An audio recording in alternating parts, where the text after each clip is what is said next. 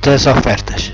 1 Coríntios capítulo 16, versículo 2 diz: No primeiro dia da semana, cada um de vós ponha de parte o que puder juntar, conforme a sua prosperidade, para que se não façam coletas quando eu chegar. Este versículo bíblico é a única referência ao primeiro dia. Em todos os escritos de Paulo, há quem acredite que aqui Paulo realmente estava a apoiar o levantamento de ofertas na igreja, no primeiro dia da semana. Usei este versículo para justificar a sua observância do domingo. Por exemplo, Young Park afirma que este versículo serve como prova de que eles observam o domingo. Vamos analisar as escrituras para vermos se a afirmação de Young Park é realmente verdade. O versículo apenas diz que se deviam pôr de parte ofertas no primeiro dia da semana. Não faz qualquer menção de que as pessoas deviam levar as suas ofertas para a igreja no domingo. Este facto ainda se torna mais claro quando lemos o texto em várias versões diferentes. Bíblia Thompson. No primeiro dia da semana, cada um de vós ponha de parte o que puder ajuntar conforme a sua prosperidade, para que se não façam as coletas quando eu chegar. Tradução interconfessional. Português corrente. Todos os domingos, cada um de vós de lado em sua casa uma parte daquilo que conseguiu juntar, para não haver necessidade de andarem a fazer peditórios quando eu chegar. Bíblia de Estudo Almeida. No primeiro dia da semana, cada um de vós ponha de parte em casa, conforme a sua prosperidade, e vá juntando, para que se não façam coletas quando eu chegar. No grego original, a referência a pôr alguma coisa de lado significa literalmente pôr junto a si. Refere-se a algum feito em casa, como dizem as versões que apresentamos. O significado do texto é muito claro. Não há qualquer implicação de ir à igreja cada domingo e fazer ofertas como as pessoas fazem hoje. A ordem para pôr alguma coisa de lado não se refere a uma oferta regular, mas a um fundo especial da família, para ajudar a igreja de Jerusalém, para a qual das igrejas dos gentios contribuíam generosamente. Romanos, capítulo 15, versículo 25 e 27. Atos Apóstolos, capítulo 24, versículo 17. Por que razão diz para se pôr alguma coisa de lado no primeiro dia da semana? Este projeto de oferta especial já tinha começado um ano antes. 2 Coríntios, capítulo 8, versículo 10. Paulo originalmente pensou exortar estes irmãos para que primeiro fossem ter convosco e preparassem de antemão a vossa bênção, já antes anunciada.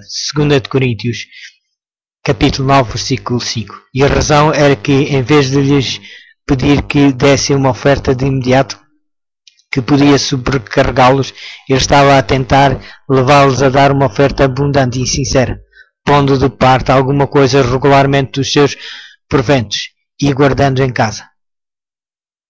Podemos ver pelos hábitos e costumes dos cristãos desse tempo que aqueles que observavam o sábado geralmente organizavam os seus proventos semanais no primeiro dia da semana, depois do sábado, mesmo o contrário bíblico compilado pelos ministros episcopais e publicado pela Universidade de Cambridge salienta que não há qualquer evidência de que os cristãos desse tempo se encontrassem no primeiro dia da semana. É claro que o significado do versículo é que eles deviam pôr de lado as suas ofertas em suas casas, de maneira a tê-las prontas quando fossem necessárias e pedidas. Analisando de perto os 8 textos do Novo Testamento que mencionam o primeiro dia da semana, e nem sequer uma vez encontramos a ordem para santificar o domingo, em celebração da ressurreição. Nem existe qualquer evidência de que isso fosse alguma vez praticado na Igreja Apostólica. O sábado centrado em Cristo e o seu propósito. O sábado como imagem de Cristo. Filipe fez um pedido a Jesus: Senhor, mostra-nos o Pai, o que nos basta. A isto Jesus respondeu: Estou há tanto tempo convosco, e ainda não me tendes conhecido, Filipe. Quem me vê a mim, vê o Pai, e como dizes tu, mostra-nos o Pai. João, capítulo 14, versículo 8 e 9. Os discípulos não podiam ver Deus Pai diretamente, mas podiam ver Jesus e testemunhar as suas obras. A resposta de Jesus revelou que ele refletia a imagem do seu Pai, junto da humanidade. As pessoas podiam observar e perceber o caráter do Pai através dele. Do mesmo modo, o sábado, o sétimo dia, é um reflexo de Cristo. Vamos analisar, numa perspectiva bíblica, as 7 características e bênçãos do sábado, do sétimo dia, como imagem de Cristo. O sábado revela Cristo como Criador. Nos 10 mandamentos, o 4º mandamento, lembra-te do dia de sábado para o santificar. Êxodo capítulo 20, versículo 8. Ao santificarmos o sábado, somos levados a Cristo, o Criador. O sábado foi dado a toda a humanidade e existia antes do pecado entrar no mundo. O sábado é um memorial da criação. Toda a vida existe por desígnio Criador e foi dada por Deus como um propósito. Observar o sábado é um reconhecimento da soberania e da autoridade do Criador. Verdadeiramente o sábado do sétimo dia é a imagem de Jesus Cristo como Criador, e o Senhor do sábado quer atrair todos a si, também através do sábado do sétimo dia. O sábado revela Jesus Cristo como Redentor e portador de pecados na cruz. Quando Deus libertou o seu povo do Egito, o sábado tornou-se num memorial não só da criação, mas também da sua libertação. Existe uma relação direta entre a ordem de guardar o sábado e o papel de Deus como libertador. O sábado serve, portanto, como um memorial de que Deus libertou os israelitas. A redenção do cativeiro tinha um duplo significado. Deus não só é capaz de salvar da escravidão física, mas também pode salvar-nos dos nossos pecados. Este trabalho de redenção foi simbolizado pela ordem dada aos israelitas no Egito, antes de cair a última praga, a morte dos primogênitos. Os israelitas foram instruídos a pincelarem com sangue de um cordeiro as ombreiras das suas portas. Se o fizessem, o anjo da morte não entraria nas suas casas. Eles foram redimidos do juízo pelo sangue do cordeiro. Este acto simbolizava a redenção final do pecado. Jesus, como cordeiro sacrificial, pagou a pena do pecado ao derramar o seu sangue na cruz. Dado que fomos redimidos por Cristo, devemos santificar o dia de sábado. Tal como os israelitas eram instruídos a deixar repousar a terra e anular as dívidas durante o ano sabático, assim nós também devemos descansar dos nossos labores e pôr de lado o fardo de culpa no sétimo dia da semana, o sábado. O propósito de ambas as instituições era atrair as pessoas para Jesus Cristo como perdoador. Jesus estende o convite: vinde a mim, todos os que estáis cansados e oprimidos, e eu vos aliviarei. O sábado deve servir como uma recordação constante do papel que Jesus desempenhou na libertação e salvação de cada um de nós. Verdadeiramente o sábado do sétimo dia é a imagem de Jesus Cristo como Redentor e portador de pecados, e o Senhor do sábado quer atrair todas as pessoas a si, através do sábado do sétimo dia. O sábado revela Jesus Cristo como aquele que cura. Jesus queria corrigir a concepção errada que as pessoas tinham da sua missão. Elas queriam que ele agisse como seu libertador do jugo romano.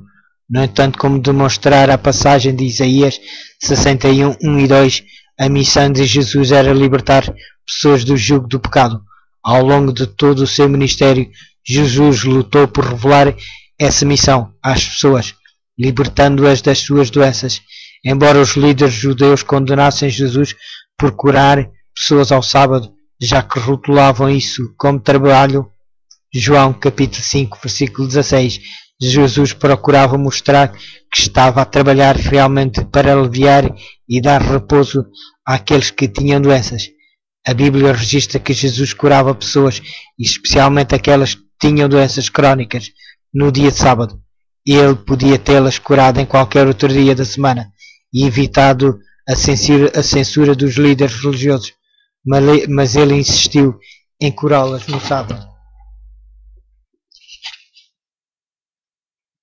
Entre aqueles que Jesus curou no sábado estava um homem paralítico há 38 anos.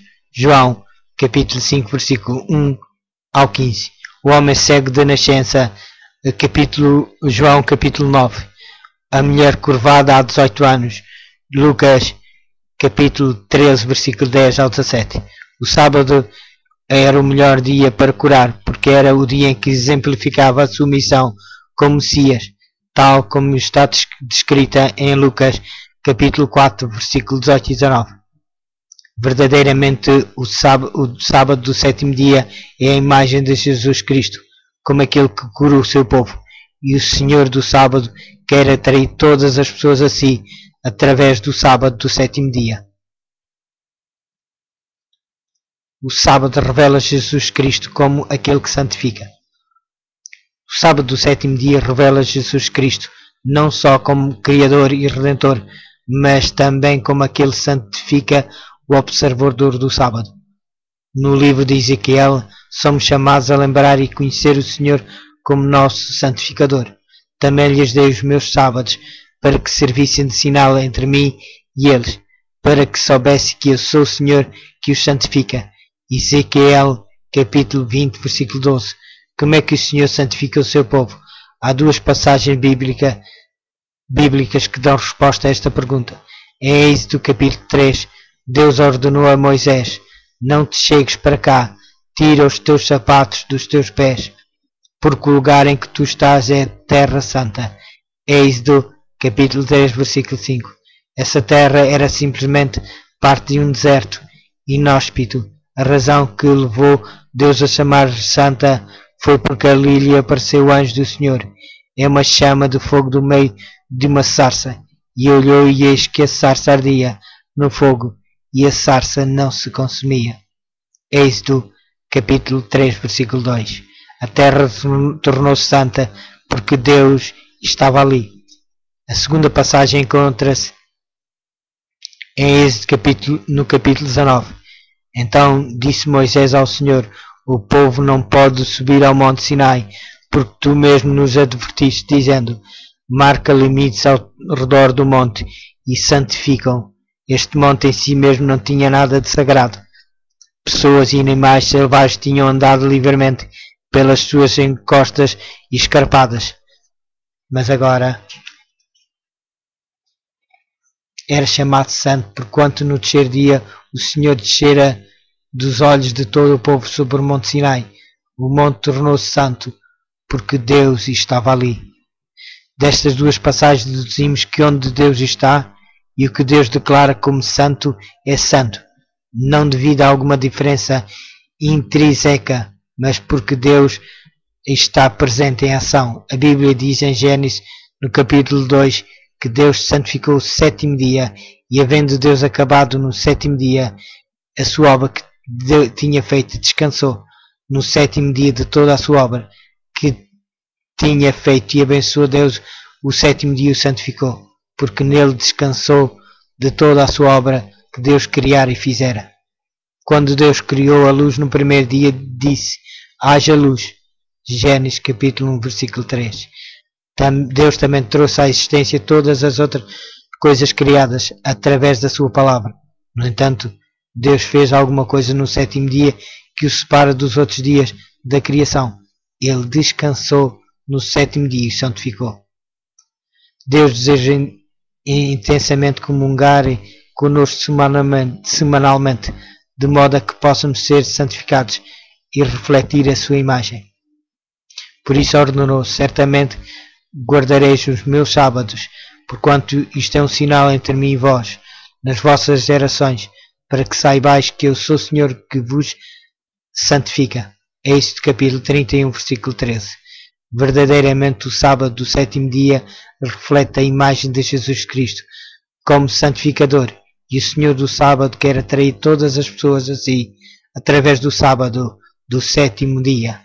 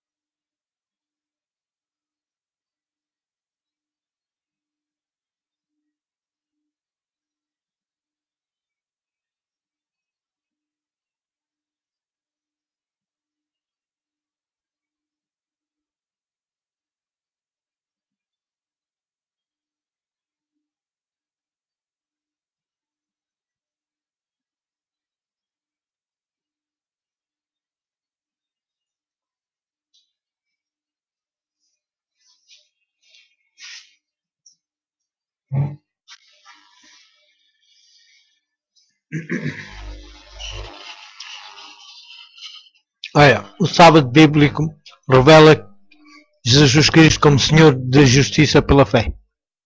O autor do livro de Hebreus aplica no capítulo 4 o sábado do sétimo dia aos cristãos dessa época.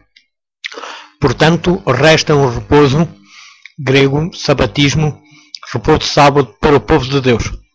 Porque aquele que entrou no seu repouso, ele próprio repousou das suas obras, como Deus das suas. Está em Hebreus capítulo 4, versículo 9 e 10. Além disso, o autor salienta a origem do sábado. Durante a semana da criação, porque em certo lugar disse Deus, assim do sétimo dia, e repousou Deus de todas as suas obras no sétimo dia. Hebreus capítulo 4, versículo 4.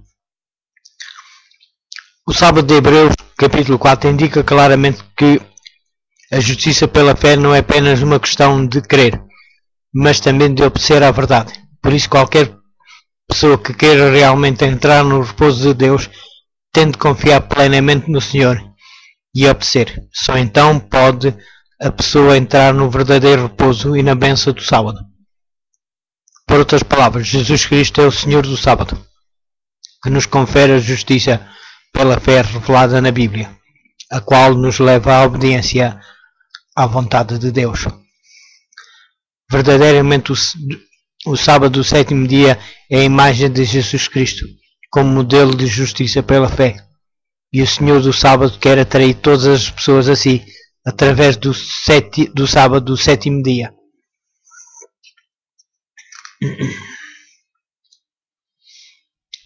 O sábado revela Jesus Cristo como o selo sinal de Deus. O sábado é apresentado como sendo o sinal ou selo de Deus. Também lhes dei os meus sábados, para que servissem de sinal entre mim e eles.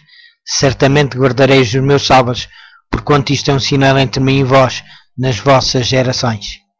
Assim como Jesus recebeu o selo de aprovação do seu Senhor e Pai Celestial, também o povo de Deus que guarda o dia do Senhor, o sábado do sétimo dia, receberá o selo de aprovação do seu Senhor, Jesus Cristo. Por outras palavras, só aqueles que guardam os mandamentos, incluindo o sábado do quarto mandamento, e que permanecem fiéis a Jesus, serão selados. A Bíblia afirma claramente que o sábado do sétimo dia será o selo de Deus no tempo do fim. Apocalipse, capítulo 7, versículo 1 ao 4. Romanos, capítulo 4, versículo 11. Ezequiel, capítulo 20, versículo 12 e 22 e 20. Verdadeiramente o sábado do sétimo dia é a imagem de Jesus Cristo como aquele que sela o seu povo fiel, e o Senhor do sábado quer atrair todas as pessoas a si através do sábado. O sábado revela Jesus Cristo como Senhor da segunda vinda.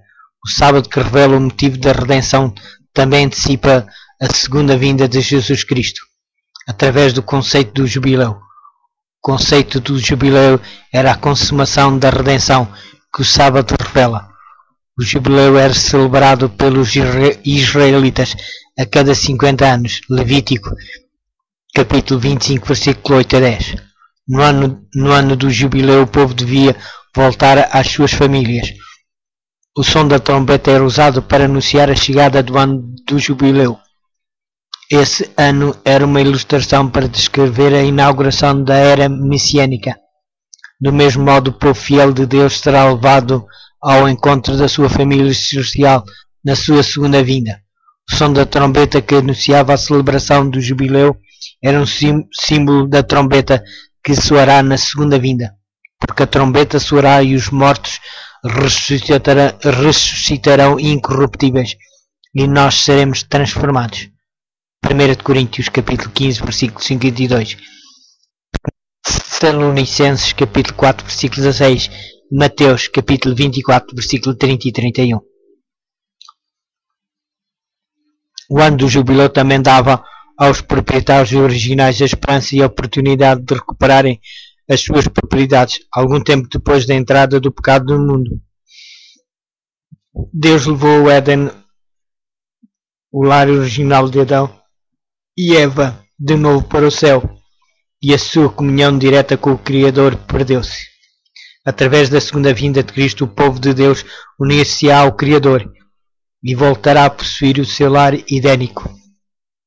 Portanto, o conceito do jubileu era uma expansão do sábado do sétimo dia pela fé, o observador do sábado do sétimo dia, antecipando a redenção final e alegrando-se na presente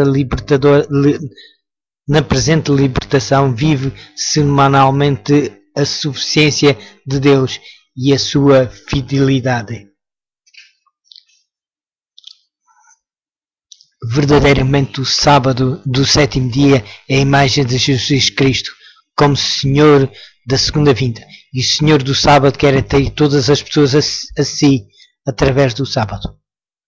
Assim, ao estudarmos as 7 características do sábado, descobrimos que ele é a imagem de Jesus Cristo, o Senhor que fez o sábado, quer atrair o seu povo para si mesmo, de maneira que ele possa receber as bênçãos do sábado do sétimo dia, através de uma comunhão espiritual íntima com o Senhor do sábado. Aqueles que observam o sábado começarão a ser transformados à semelhança do caráter de Cristo.